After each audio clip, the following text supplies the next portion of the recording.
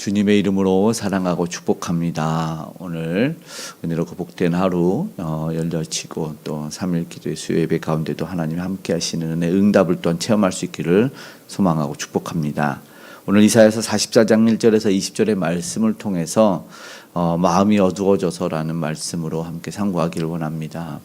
벌써 한 20년 전이 넘었는데 그 열린교회 이 김남준 목사님 마음 지킴이라는 책에 대해서 한 표현을 그렇게 했어요. 야고보서에서는 혀가 큰 배를 움직이는 키와 같다 이렇게 했는데 김남준 목사님 인생과 삶 그리고 우리도 영혼도 마음을 지키는 것이 키와 같다 이런 표현을 했습니다.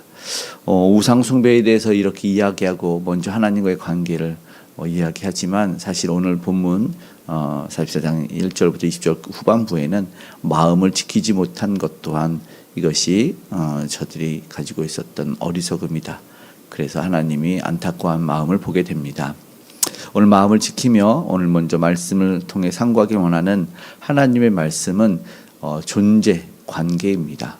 1절에 나의 종 내가 택한 이스라엘아 들으라 말씀하시지요. 그러면서 2절의 말씀은 그렇습니다. 내가 너를 만들고 모태에서 지었나니 창조주 하나님이십니다. 두려워하지 말라 하시네요. 하나님의 정체성, 이스라엘의 정체성이죠. 중요한 것은 하나님께서 이렇게 특별한 존재로 자신들을 만들어 주셨는데 하나님은 그것을 말씀하시는데 문제는 뭐냐면 이스라엘 백성이 그리고 오늘 우리가 그것을 아냐 이거죠. 하나님이 창조주 되심을 모르기 때문에 그러기 때문에 또 다른 신, 우상, 가짜를 찾는 것 같습니다. 하나님은 우리에게 어떤 존재일지 한번 생각해 봤으면 좋겠습니다. 어너인팅 찬양의 기뻐하며 왕께라는 이 찬양의 가사 중에 들어보셨을 텐데 나의 창조자 나의 구원자 가장 귀한 나의 예수님 찬양합니다. 이렇게 하나님에 대해서 표현하고 그분이 어떠한 분인지 고백합니다. 나의 치료자 나의 선한 목자 되신 주 이렇게요. 이런 찬양의 가사가 있는데 이 고백대로만 정말 그분이 우리 인생과 나에게 진짜로 그렇게 고백되어지면 얼마나 좋을까를 소망해 봅니다. 이스라엘은 하나님 여호와는 창조주라 고백하지만 그 백성들은 하나님이 창조주가 아니었고 구원자가 아니셨기 때문이죠. 우리는 다시 한번 내가 어떻게 고백하며 살고 있는지 그 하나님 더 신뢰할 수 있는 저와 여러분 되기를 소망하고 기도하기를 원합니다. 3절에서 4절 5절을 보면 하나님이 3절 후반부에는 물을 주고 3절에는 물을 주고 후반부에 복을 내 후손에게 부어주리니 나의 영을 주리니 이렇게 말씀합니다. 이 하나님이 어떠한 분이신지를 넘어서 그들에게 물을 준다는 의미 그리고 복을 준다는 의미 생명을 주고 회복시켜주고 그리고 그 이유는 뭡니까? 사랑한다라는 뜻이겠죠. 하나님은 그 백성을 우리를 사랑하기 때문에 그 모든 것을 내려주신다라는 것이죠.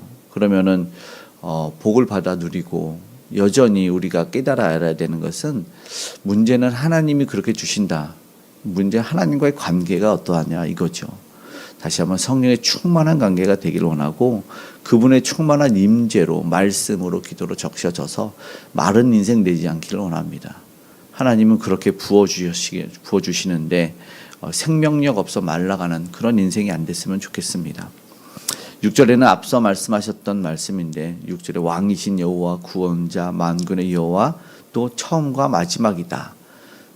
반복되는 말씀인 것 같습니다. 그러면서 6절 후반부에 마지막이라 나 외에 다른 신이 없느니라. 과거 현재 미래에도 오로지 존재하시는 알파와 오메가 시간까지 창조하신 하나님께서 8절에 두려워하고 겁내지 말라 말씀하십니다. 앞으로 일어날 일 때문에 또 미래가 불투명 보인다고 겁낼 필요가 없다. 하나님을 아는 게 더 중요하다. 알파 오메가 처음과 마지막이시기 때문에 그래서 두려워할 일들이 뭘까요? 당시 이스라엘은 대적의 위협이 있었겠죠. 큰 무력들 오늘 우리의 삶에도 보이지 않는 문제들이 많이 있겠죠. 질병으로부터 관계 여러 어려운 문제들이 많이 있을 겁니다. 앞날에 보이지 않는 것 같기도 하는 그런 어둠의 터널을 지나는 것 같기도 할 텐데 무엇이 되었든 답은 하나님께서 오직 하나님이다라고 말씀을 하시죠. 왜요? 다른 신은 없다. 다른 신이 미래를 주지 못한다. 말해보라고 말하지 않습니까?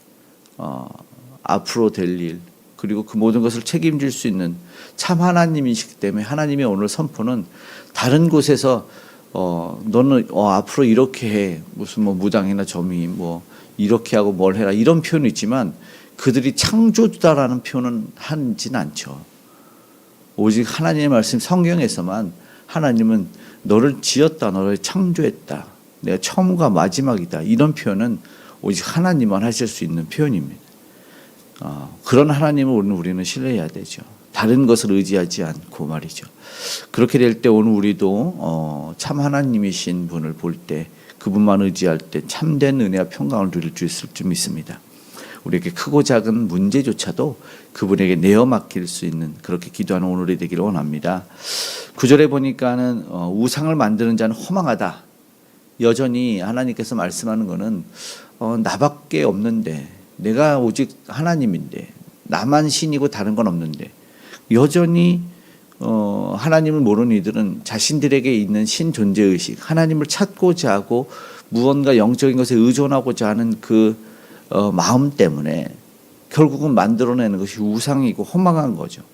하나님을 만나기 전에는 뭔가를 대체해서 섬기고 싶고 절하고 싶고 의지하고 싶은 것이죠. 그러니까 가짜의 우상들을 만들어내는 거죠. 심지어 오늘 이 표현으로 계속되는 건 자기 손으로 만든 것, 지은 것, 대장장이가 만든 것, 그런 표현들을 하고 있는 거죠.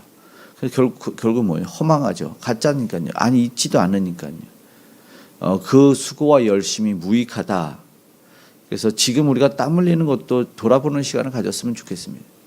오늘 우리는 어떤 수고를 하고 어떤 열심을 내고 있는지, 그리고 정말 하나님이 없는 것인데 이 열심을 내고 있다면 결국 결과는 허망하게 돌아오지 않을까 생각합니다.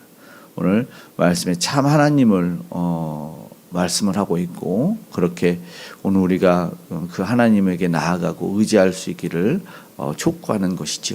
그래서 말씀합니다. 10절 11절 우상을 부어 만든 자가 누구냐라고 말해요. 대장장이래요. 배고파하고 목말라 하는 대장장이 있다라는 거죠. 그 결과는 수치를 당할 거다. 그러니까 인간의 어리석음과 연약함을 폭로하고, 어리석음, 우상, 왜 그런 수고를 하는지 결과는 정해졌다고 말해요.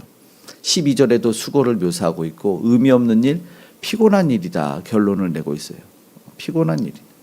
끝에 12절 후반부에 물을 마시지 않냐면 피로하니라. 13절에 목공은요 아름답게 만드는데, 근데 그 어떻게 아름답게 만드냐 보니까 사람의 형상을 따라 만든대요. 여기서 하나 놓치는 게 있죠. 저들이 인간을 따라서 아름답게 만들고 있는데 인간을 창조하신 분을 놓치고 있지 않습니까? 이게 안타까운 거죠. 그들의 수고, 의미 없는 일, 피곤한 일. 오늘 우리가 뭐 종종 텔레비전 보다 보면 정말 멋있는 장인들, 위대한 예술, 학문, 학술 여러 가지들을 갖춘 사람들이 많이 있는데, 때로는 그런 뭐 텔레비전 프로나 그런 장인들을 보면 정말 대단하다 싶은데 수십 년 동안 자신의 인생을 바쳐서 읽어내고 조각하고 멋진 걸 만들어요. 근데 과연 그게 뭔가, 이런 생각, 영원하지 않는 것에 자신의 인생을 쏟아내는 허무함을 느낄 때가 있다라는 거죠. 그러니까는 12절 끝에 피로하리라. 인생의 모든 것 다 경험해본 솔로몬이 말하지 않습니까? 헛된, 허망된 것. 13절에 사람의 아름다움이라 그랬잖아요. 결국 인간을 신격화한 헬레니즘 문화가 그렇지 않았습니까?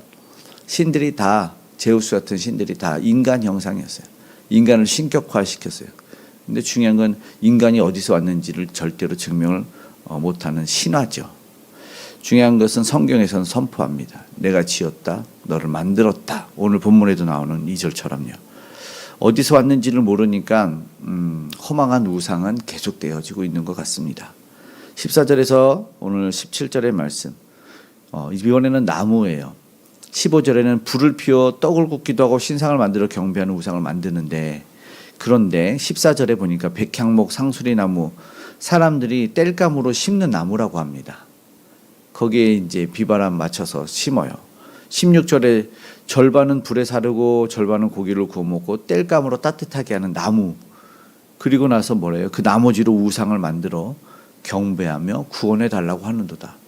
이 말씀을 듣고도 나무를 깎아 만들어 우상을 섬긴다면 정말 어리석은 모습인 것 같아요. 나무 깎아 만드냐고. 그리고 그것을 하나님으로 신으로 만드니까 하나님이 오죽 답답했으면 이런 것들을 했을까. 깎아 만든 우상을 여전히 섬기고 의지하는 모습, 그런 모습이 오늘 이 비유처럼 오늘 우리에게도 있지 않기를 원합니다. 무언가를 의지하죠. 이제 결론으로 나아가는데 18절에 그렇게 알지 못하는 이유가 뭘까요? 왜 오늘 우리는 우상을 만들고 우상화되어서 그걸 의지하고 바라고 소원하고 구원해 달라고 할까요? 그것이 이제 이어집니다. 18절에 보니 말씀합니다. 알지 못하고 깨닫지 못하고 눈이 가려지고 그들의 마음이 어두워져서 깨닫지 못한다. 예, 마음이 어두워져서라고 말합니다. 마음이 어두워지면은 보이지 않고 들리지 않는 거예요. 19절 마음에 생각도 없고 지식도 없고 희망도 없고, 예, 마음이 어두워지면 그래요. 그 마음이 생각지 못해요. 그렇게 얘기합니다. 총명도 없답니다. 허탄한 마음이 미혹되어라고 말합니다. 20절 죄를 먹고 허탄한 마음에 미혹되어 자기 영혼을 구원하지 못하면, 여기에 결론을 그렇게 내고 있습니다. 마음이 미혹된 마음을 지키지 못함이 결론이다. 결국 우리는 하나님을 아는 지식이 필요한 때입니다. 우리 마음에 하나님이 없어요. 알려고 하지 않죠. 세상 학문은 뛰어나는데 구원과는 별개입니다.